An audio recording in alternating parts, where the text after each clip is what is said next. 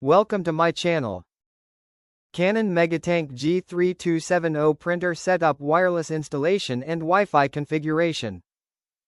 1. Unbox the printer. Remove all packing materials, tapes, and protective covers from the Canon G3270 printer.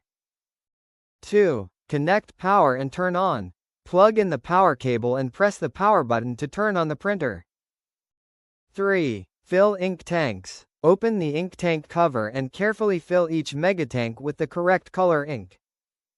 4. Load paper. Insert plain A4 paper into the rear paper tray and adjust the guides. 5. Install printhead. Open the front cover and install the printhead properly, then close the cover. 6. Download Canon software. On your computer or mobile device, download the Canon Print Setup software from Canon's official support site. 7. Select wireless setup mode. On the printer panel, press and hold the Wi-Fi button until the indicator light starts blinking. 8. Connect the Wi-Fi network. Open the Canon Setup app, select your Wi-Fi network, and enter the password.